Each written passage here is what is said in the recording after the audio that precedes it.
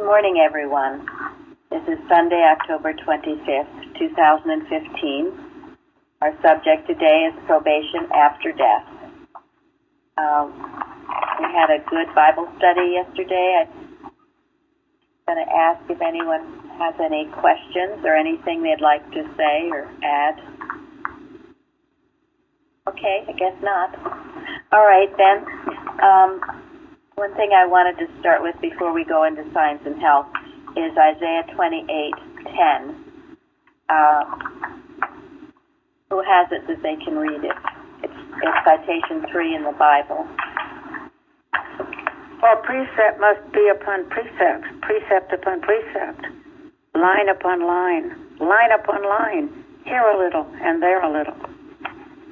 Thank you. So what does that mean to you all?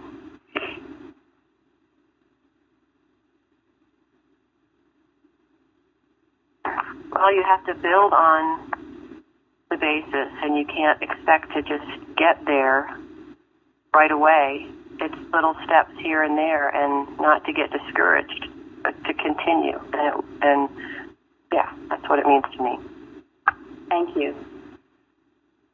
Anybody else? In the lesson, it follows 2 Corinthians, behold, now is the accepted time. Behold, now is the day of salvation. So to me, this told me a little bit about what salvation is. Salvation is not crossing the finishing line and being perfect in every way. Salvation is a process of learning more about God, getting closer to God, and living a more God-like life. And now's the time to start precept number 1. And then be ready for eternity. Every day will be precept for us. It should be something to look forward to. That's wonderful. Thank you. I've often thought that the traditional Christian church of heaven, idea of heaven is the final, ultimate destination. Well, there is no ultimate destination. It's a process, like Gary was just saying. That is the heaven. It's the working, not the finally getting there and sit down and relax. Yeah, this is such a wonderful concept Mrs. Eddy gives us. And we have every day to work it out. And it goes along with in Science and Health, where Mrs. Eddy says, also in citation 3, every day makes its demands upon us for higher proofs rather than professions of Christian science. These proofs consist solely in the destruction of sin, sickness, and death by the power of spirit as Jesus destroyed them. And then this is an element of progress, and progress is the law of God, whose law demands of us only what we certainly can fulfill. So each day you have an opportunity, moment by moment, to either be demonstrating this truth, living it, getting yourself closer to God, or turning away from it, or trying to wait for some ultimate thing to happen eventually. Maybe not so ultimate. I think that where it reads, until the goal of goodness is assiduously earned and won, may seem like a destination, but it's more of gaining a realization, being more sure of who we are, because we've learned so much more about what God means, and what God means, therefore, what we are. Yes, thank you.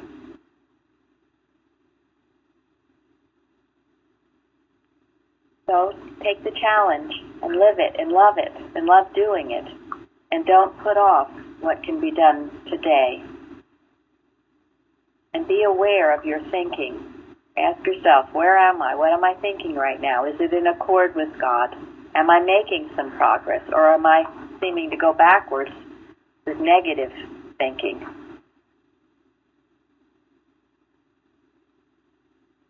Florence, was there anything you particularly wanted to talk about today? Well, I think I was thinking about what I realized, which was rather surprising to me since studying Christian Science. It's about pride. And I think before Christian Science, I thought, like that kind of humility where you don't, it's almost like you don't feel like you're worth anything. It's just being humble. But I read somewhere, I can't remember, and I've been trying to find this site, where the passage or whatever, that, going through life feeling that you don't deserve forgiveness for certain things, and in other words, just refusing to forgive yourself or get out of self-condemnation and stuff like that. It's really a sense of pride that is, I think it was described, meanest sense of pride or something. Yes. Am I correct? Because I know I read it somewhere and it was. Yeah, you're right. It's the worst form. It's the worst form of pride. It's self-deprecation is the worst form of pride, Mrs. Eddy says. Yeah. And that's putting yourself down. And maybe it sounds humble, but when you put yourself down, who are you putting down? God, really. Yeah. Mm-hmm. It's interesting that it's not all the, just the pompous and the wearing those clothes. That's not the only sense of pride, but that one can be too, which is surprising. Was surprising to me, but it makes perfect sense. Yes. So what would be some examples of that?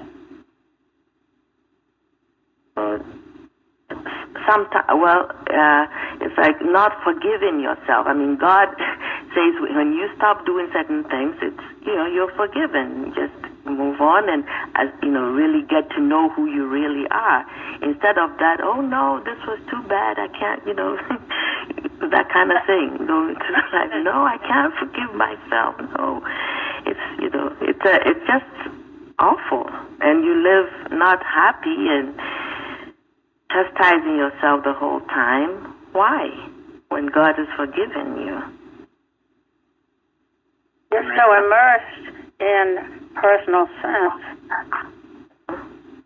Yeah, definitely always Yes. in personal sense, the wrong sense of yourself. Yeah. Okay, Bruce. I've been there a few times where somebody pointed it out, it's really stubborn will that you don't get back up on your feet and do the right thing and carry on and go forward from here. And instead of putting on this false sense of humility, somebody described it as being so proud of your humility. Contradiction of terms, which means there's no humility at all. It's nothing more than stubborn human will. It often comes in the guise of keeping you from progressing. My mother, and I used to think she was so humble, but it took me a while to get wise to this, but she would say things like, oh, so-and-so is so much better at something than I am. Well, that's the same kind of false humility. And maybe by saying that, it means that you don't have to do it because so-and-so will do it. Or even, so-and-so has so much more faith than I do, or so-and-so has, more accomplishments in some ways. All of those things. Look at the root of that. Is God saying that to you? That's a false sense of who and what you are. And it ends up in a way of being a backward sense of pride. And it can also be envy. It can.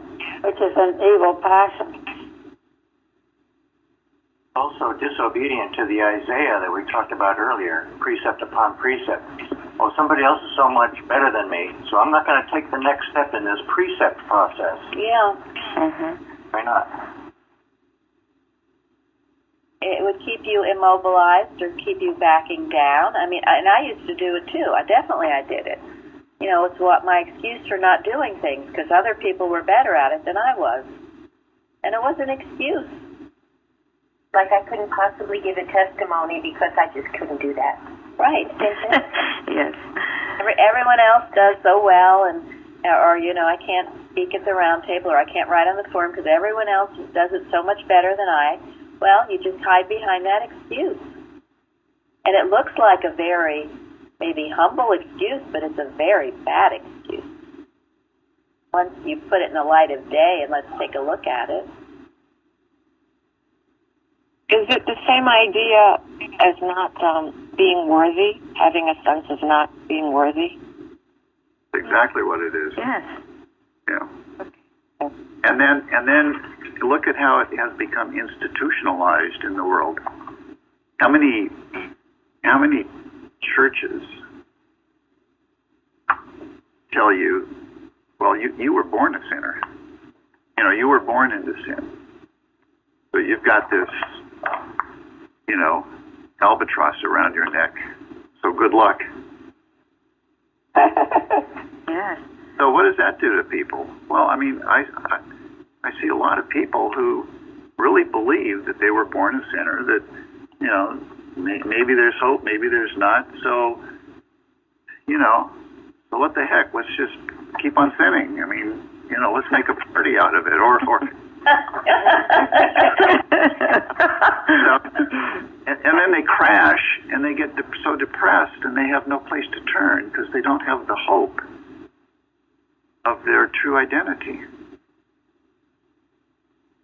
Talk about what a huge misconception, because when I've seen the youngest of children, they are the best examples of purity I've ever seen.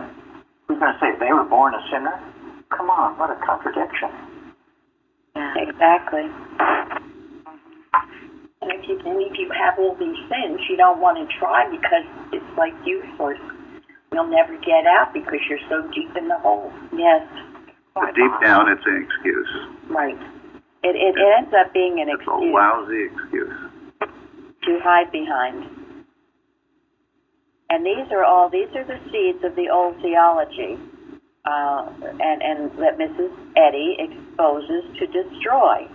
And we all have them because, we've all been, it seems to come down through generations, these false beliefs, and they have to be exposed and destroyed. And thank God that Mrs. Eddy does that. And along that line, Elizabeth, your blog on, the veil, right? I thought that was so interesting. You too, right? Yeah. Can you either read it or tell us? Remember it, Elizabeth? Yeah, I have it if I can get my computer going here. It was one of the Bible commentaries, and let's see here. Okay, it was the citation Isaiah 25:7, and he will destroy in this mountain the face of the covering cast over all people, and the veil that is spread over all nations.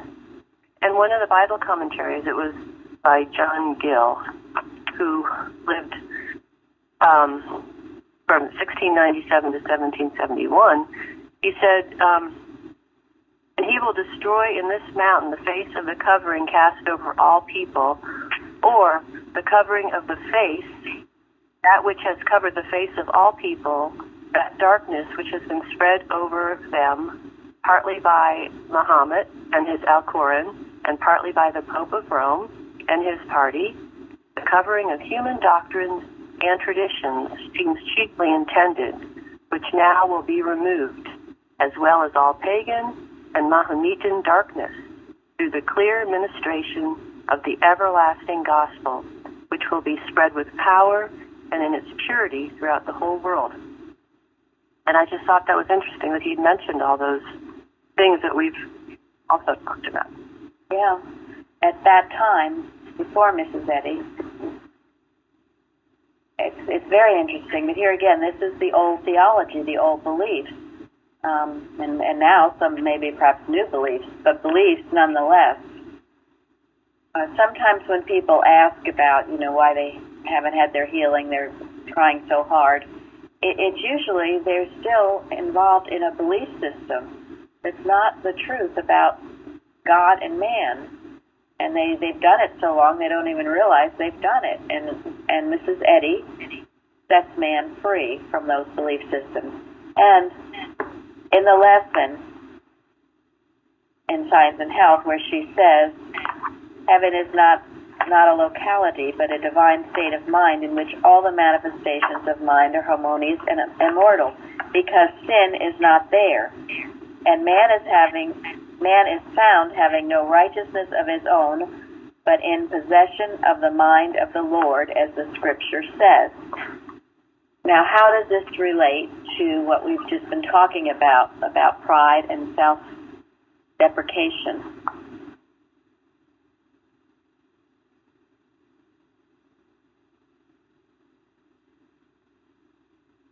If you have the mind of the Lord, you've given up all material sense and beliefs, and you don't have anything of your own. You are one with God, and you love God, and He's your all. Yes. Paul said, let us run the race that is set before us. Each one of us has a life before us to live and a purpose to live. That's what the race is all about. And it's not like heaven is a place where you can go to and not have to make the progress. Heaven is the process of making progress. And the point being, you make the progress when you know you've got the mind of Christ, that this isn't all about you, and whether you can do it or you can't do it, or whether you're so great or whether you're so terrible.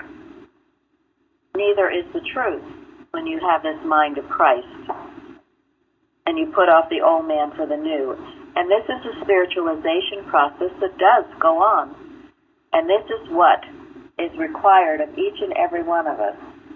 And it is, I'm going to read later something from Lessons of the Seventh Day, but it is what Mrs. Eddy based her hopes of a church on, spiritualization of mankind and man's ability to have this spiritual sense to discern between the false and the true. And humility is knowing that you have no mind other than God. Knowing it. Accepting. That's what exactly. And that's what true humility is.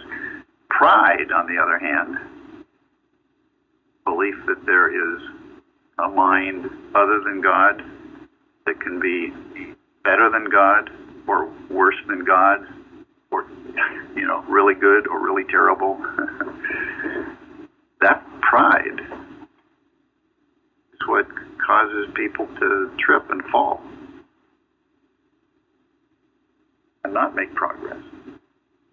Sometimes even go backwards. Anyone else on this? And now oh, go ahead, Mike.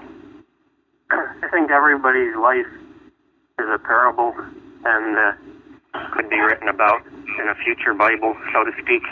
And just thinking back on Mary's testimony on Wednesday, I thought that was just such a wonderful, humble thing to present, and it gives me such hope that I too can work my way through things that I need to work through. Well, thank you. And that's what the testimony should be, because humble so that you can help other people. And when you've really been through something, you can, and you will have no pride about it. You know it wasn't you. You've gotten over it, and you see it for what it is. It's only when you're still prideful about it that you can't tell anybody about it. So to me, that's an indication if you've really gotten over it or not. When you can speak about it freely and know it was never true about you, and you've come over it and you're stronger for it, and you did it, others can do it too. So now that Jeremy's with us, he can tell us the story of the wolves. Oh, okay. You just want me to read it? Yeah, you can read it. Okay, I don't have the one from the newsletter. I just have the one from the forum. Okay.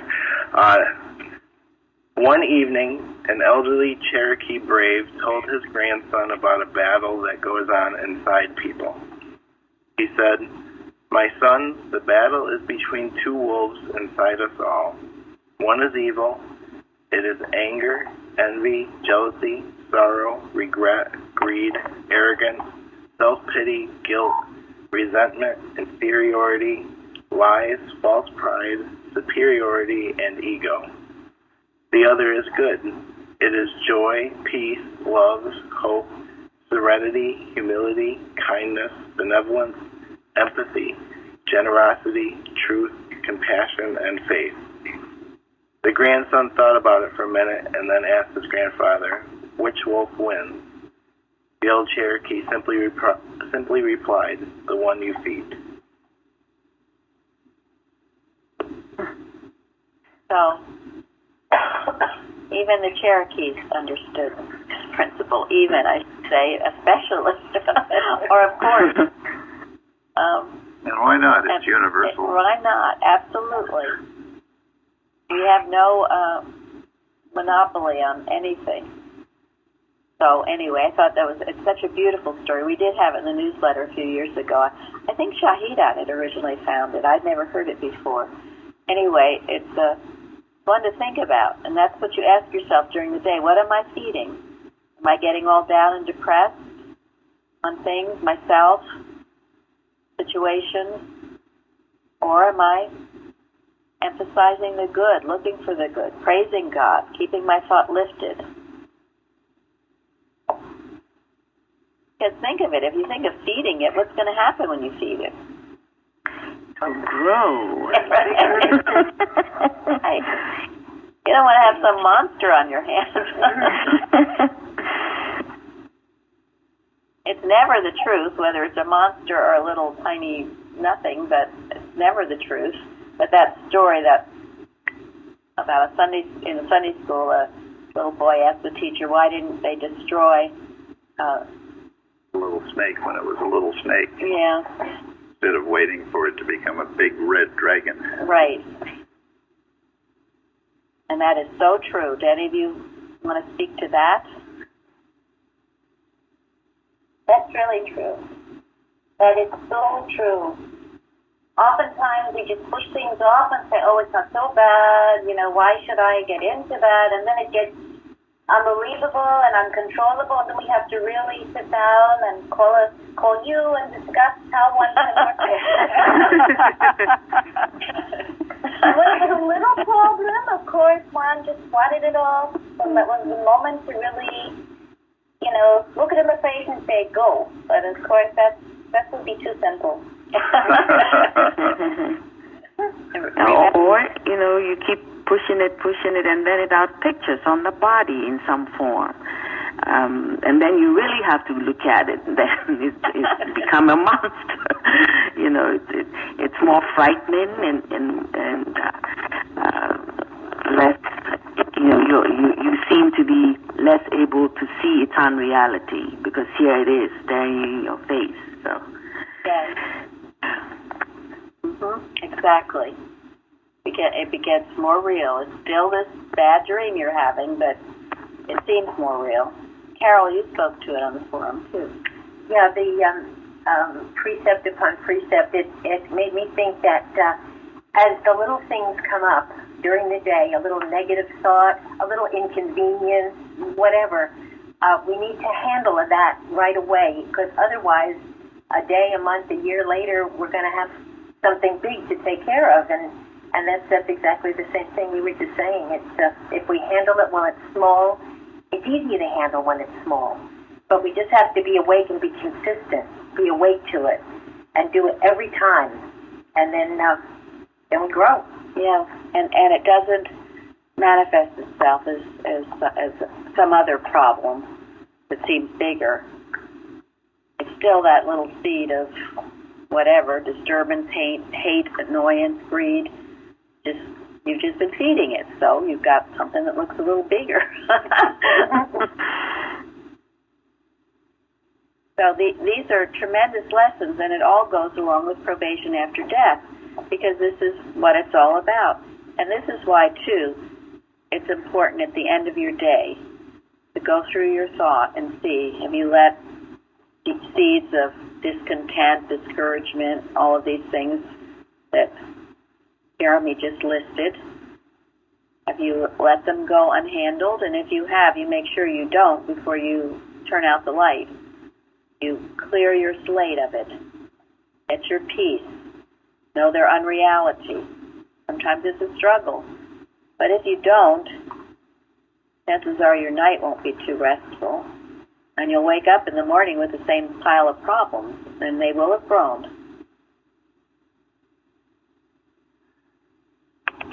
So ultimately, we're dealing with thought, aren't we? What are you allowing to stay in your thought? I mean, a lot of stuff will come to you to the door of your thinking every day. You can't help that, but what you can help is whether you turn it away or let it stay there.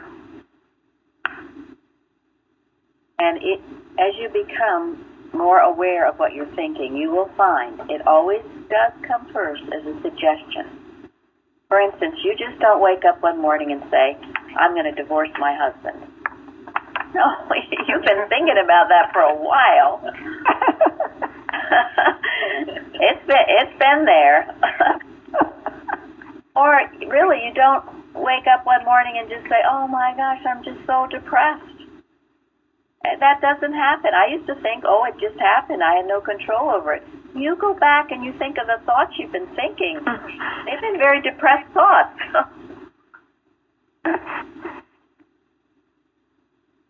So these things don't just happen. There is this falling away first. So, Jeremy, now what were the workings of animal magnetism? He's well prepared. I've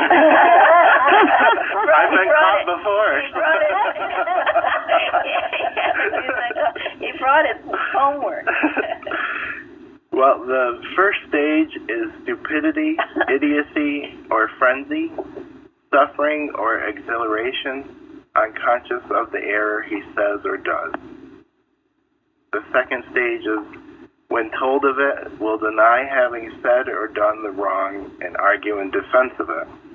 And the third stage is will declare that there is no animal magnetism. And I have heard that one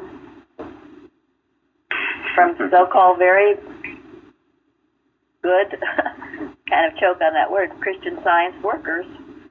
Say it's nothing, so don't bother yourself with it. Okay, the first one, stupidity.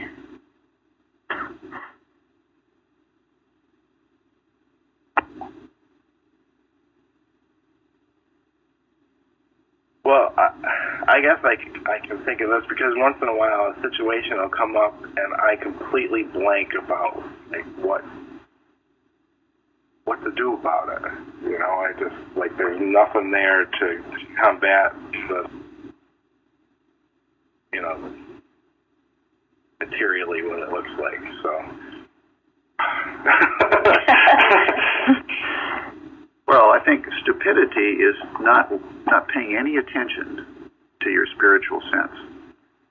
You're in a situation, you hear someone say something, you see somebody do something, and if your spiritual antenna is not up, you're going to be stupid as can be and a sitting duck. But if your spiritual sense is in tune, and you're listening with your heart, God will warn you of things to be concerned about, and He will lead you in the direction of things that He are good for you to go in, and He will give you whatever it is that you need to do about situations that you're in. Stupidity is a characteristic of the human mind. Anyone in the human mind is going to be extremely stupid. And I don't care how many years of schools they've been to or what schools they've been to. They will do very, very stupid things. I mean, we see it everywhere. You see it in the government. They have no, as Gary just said, spiritual sense. And I've seen very intelligent people, once they're in that human mind, they just don't know what they're doing. And the human mind, I mean, another characteristic, and you can say it for yourself, you start to feel dull, don't you? And apathetic. And you can do stupid things. Usually, because you're doing something stupid, hopefully it'll wake you up. So you stop it. I was somewhat amused because I've heard Rosalind's grandchildren have said, the word stupid, it's not allowed in the classroom. You can't say stupid. You don't want to hurt anyone's feelings. But, hey, come on. And here again, we disown it. If you go around thinking that you're stupid, that's that self-deprecation we were talking about. If you're in the wrong mind, you're stupid, so get out of the wrong mind and you'll be the most intelligent, wise person that ever could be. So watch out if you feel dull. The word apathy, apathetic, that's part of the dullness and the stupidity. You just don't care anymore. You just, you're so easily, what? Led astray, mesmerized. Pardon me? Hoodwinked. Hoodwinked, yes. Right. Yep. Blinded. Yes. Some of these ridiculous scams, they're playing on people's stupidity. I mean, if someone calls you and asks you, for your Social Security and tells you they want you to give them $1 million and they'll do whatever. I mean, how stupid can you be? You don't do those things. But if you're taken off guard, not watching, not alert, you will get into it. It's the workings of animal magnetism. So what's another one? Idiocy. Okay, well that's kind of right up there with stupidity. Yeah. Then you get really bad, I guess. Moral idiocy. Seems more chronic stupidity. Yeah, right. And you don't even know you're stupid. You're just in a mode of moral idiocy, yes. Your conscience is no longer working. You're plowing through. Idiocy is when you start doing things that you would never do if you were in your right mind. Yeah. Okay. Then frenzy. Frenzy. Yeah. Months ago, you had mentioned these, and frenzy was the one that stuck out to me because that's certainly how I always felt before, like just at my wit's end, and I was just barely keeping up with everything, and I just rushing around and trying to finish stuff. Well, and what about a big parade or a political gathering? Someone gets up there and gives a speech how you gotta oppose this, you gotta stand for this, you gotta do this, you gotta do that. People get all worked up, don't they? A rock concert? When Apple releases a new product. Yeah, people head for the store and they stand in line for hours, right? Walmart opens at, We have Black Friday coming up. Black Friday. Yeah. The shopping frenzy. Yeah. Well, and any time, or even if you hear some disturbing news, and you're running all around, and you've got to do this and do that. Oh my gosh, what's going on? And you just get frenzied. You start flying around. I used to love that. I Love Lucy when Desi heard that Lucy was about to have a baby, and beforehand they'd be practicing. He'd pack his suitcase, he'd go around doing everything. And then when the news came that she had to go to the hospital, he just went berserk. I mean, it made fun of it, but it was a case in point to keep your cool, keep your calm, not be frenzied, because you know darn well once you get in that frenzy, you're going to do a stupid, idiotic thing. Workings of animal magnetism. But isn't that what like Christmas has turned into? Yes. A shopping frenzy. It's totally lost its original meaning. Yeah. Yep. The human mind has taken over and turned it into a shopping frenzy. And other frenzies too. You know, your parties and all the pressures and Thanksgiving could be that if you don't stop it. Someone going to say something? No, I was going to say Thanksgiving, because all of these holidays have become frenzied, really. Yeah. Running around, gotta get this, gotta get that. Oh, it's finished in the store, it's finished in that store. You know, that kind of state of thought. Yes. But Christmas is really the worst, I think. Yeah, because you have to, you know, people feel like they have to get all these presents and decorations, you know. Right. And remember, you do not have to do anything that God doesn't tell you to do.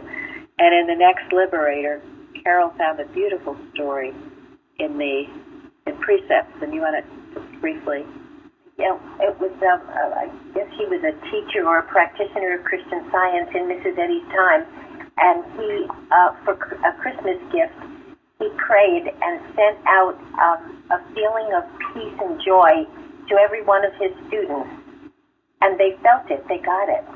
And it was said that that's the best kind of Christmas gift anyone could ever have had, and that was what Mrs. Eddy did as well. And she was so pleased to hear that he had done that. Yes. And it's a beautiful article. It is. It is. And if you are so wound up in all the gift-giving and, quote, merriment, you don't have that peaceful state of thought to do that. And this is truly what we should be doing in our watching as well. You know, sending out this sense of love and peace and joy to all mankind. And destroying any arrow that's lurking, knowing its nothingness.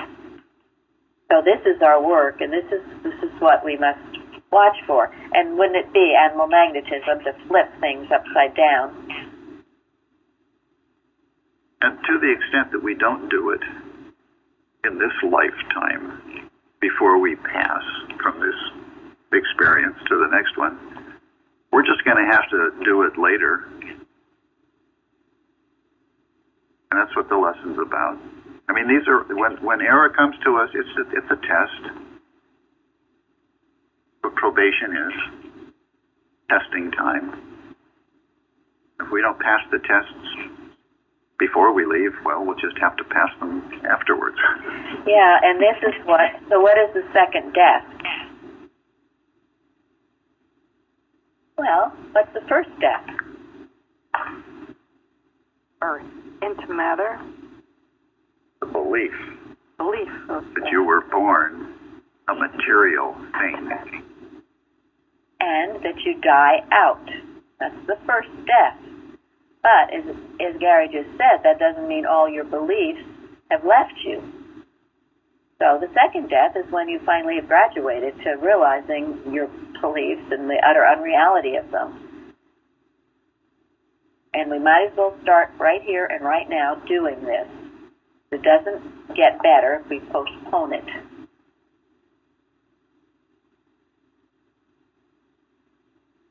Any more of the workings of animal magnetism? Can I say something? Sure. On the frenzy, if you get angry, to me that's a frenzy too, because you get all upset. Yes. You say things that maybe you don't mean, or to me that's a part of being in the frenzy.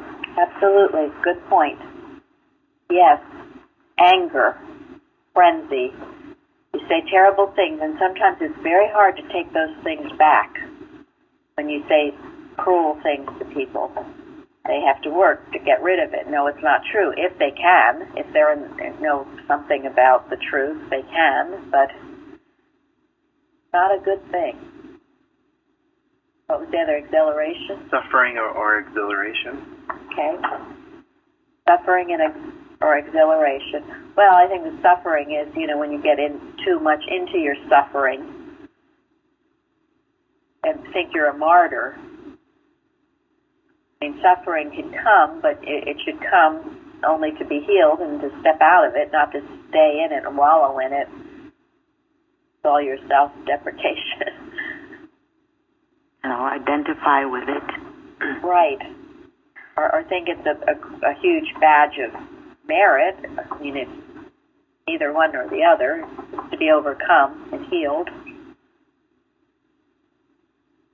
And but if you indulge in the first part of this, the frenzy or whatever, if you indulge it, you will suffer. That is how sin is destroyed.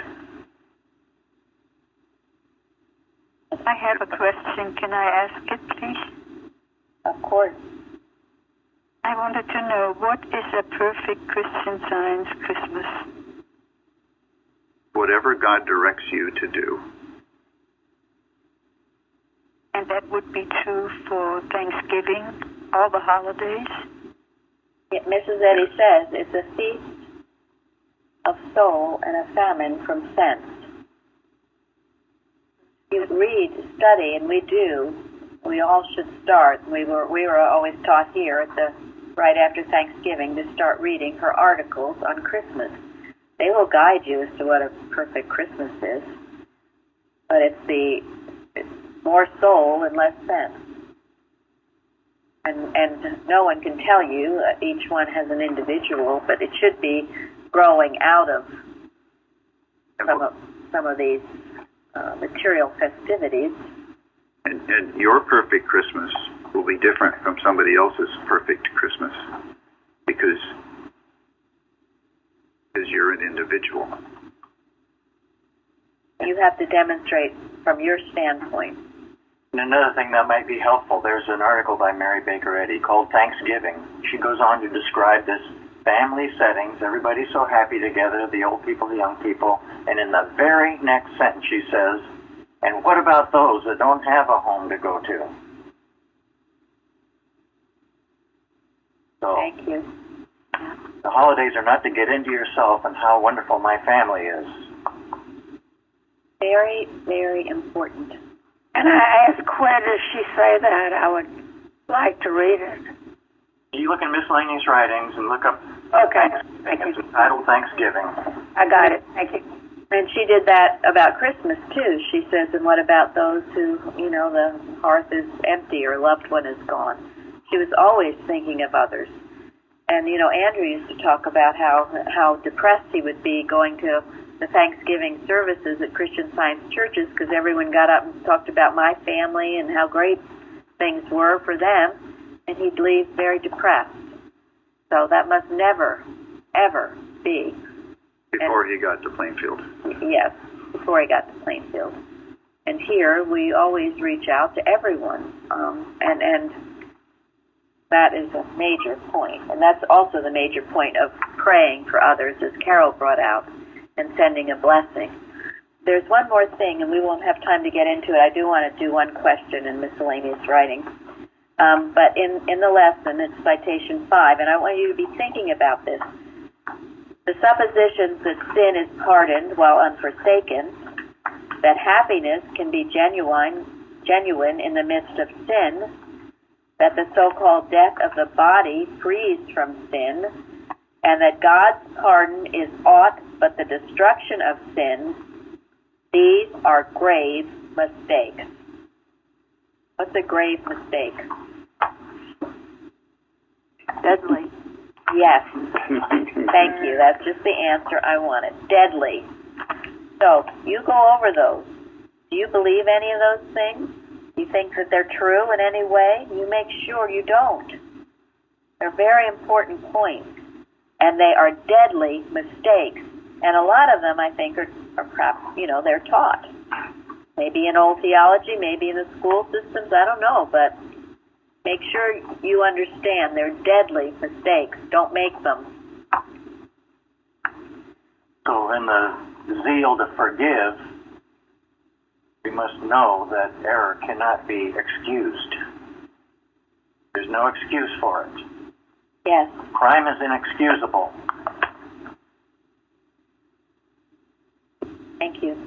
So in society where it seems like people get away with things, or want to get away with things, or encouraged to give them another chance so they can get away with it again, that doesn't happen. Didn't do anybody any good. No. No. It's not progress, it's regress. And it's a fatal mistake. Deadly. It is deadly. Yes. It's like what one addict was saying. It was kind of sad. He said, how can I want more than anything what is destroying my life? Wow. It is, yeah. And yet he still believed that that's what, if he got the next fix or whatever they call it, it made him feel warm and loved, and it's crazy. And his real need is for God. God. You know, it fills all voids, and just as that story Elsie gave a few weeks ago of that addict who had that dream and it changed his life, one of a God-filled life, so it can be for everyone, everywhere. God fills that void, and this is the work we have to do daily, not just for ourselves, for everyone, everywhere. So on page 38 of Miscellaneous Writing, line 13, we have a question and an answer. Who would like to read it? I can. Okay. Thank you. How happened you to establish a college to instruct in metaphysics when other institutions find little interest in such a dry and abstract subject? Metaphysics, as taught by me at the Massachusetts Metaphysical College, is far from dry and abstract. It is a science that has the animus of truth. Its practical application to benefit the race, heal the sick, enlighten and reform the sinner, makes divine metaphysics needful, indispensable. Teaching metaphysics at other colleges means, mainly, elaborating a man-made theory or some speculative view too vapory and hypothetical for questions of practical import. Isn't that wonderful? Oh, you know, the nerve of this person. But this is what we're handling. This is what you need to handle in your watch, that this science is just too dry and no one would want it. He doesn't know what he's talking about. And she so well answered it and then just turned it back on all the human theories. The human theories are dry. No one wants to talk about it. That's true. But not science. So remember this. And in your watches, I keep thinking, well, we'll skip a question, but there's always so much good in each question. This is the thought that needs to be destroyed. That it's dry, no one will be interested in it. Well, that's a stupid on the questioner's part because he knows nothing of it, and so he could think that, but it's not the truth. And we have come to awaken all mankind to the truth. So today I'm going to read just a little bit from Lessons of the Seventh Day, just to make you all think. I know that most of you have been studying Discerning the Rights of Man by Richard Oakes, in which he talks about the struggle to get the Carpenter books out. And there was a man called Dittemore who was very much involved in it all. He'd been the clerk, and he was the one who had all her letters, who kept everything, and was even, he was going to sell them. And Carpenter finally did get copies of it. And eventually Dittemore realized at the very end, after reading Carpenter's biography of Mrs. Eddy, that he probably made a very grave mistake. Actually, it could have been, but it wasn't a grave mistake. But anyway, this is how he came into being. According to William Lyman Johnson and other writers, Archibald McClellan, who had never thought highly of William Lyman Johnson or his son, they felt the church needed a clerk who was not blandly dependent on guidance from Mrs. Eddy, i.e. a clerk who might be counted on to support McClellan's own ambitions. He began suggesting to Mrs. Eddy that a change was necessary, and the replacement he recommended was naturally one of his former Chicago buddies, John B. Dittemore. an efficient and experienced businessman. At the third attempt, Mrs. Eddy acquiesced, quite aware of the lesson God was preparing for those who would learn in no other way. She even agreed to Dittmore as the replacement, but added prophetically, quote, "If you want him, take him, and all that goes with him." This was part of the storm that was developing while she was still here. And it also goes on to say that Dittmore was one who turned against Edward Kimball, the man who had virtually sponsored them. And then later, when it came up about the estoppel clauses, Mr. McClellan was saying, how was the board going to get around the estoppel clauses in the manual? The reply was now inevitable and simple. How can we get the consent of a dead woman? So the answer was that the law does not require the impossible. So we know that they totally ignored the estoppel clauses. This was the working of the human mind taking over, thinking they knew more than Mrs. Eddy, making the decisions in the human mind, stupidity, there you go, idiocy, all of this stuff in operation of the human mind. Mrs. Eddy knew it was going to happen. She had to let it happen, and it has happened.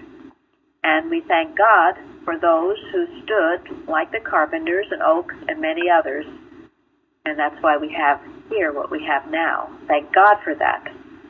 But it's important to know this history and also to see the danger of drifting into that mind that doesn't really know what it's doing, although it thinks it does. So with that, we will go forward and have a wonderful service, God-filled. Thank you all. Thank you. Thank you. Thank you. Thank you.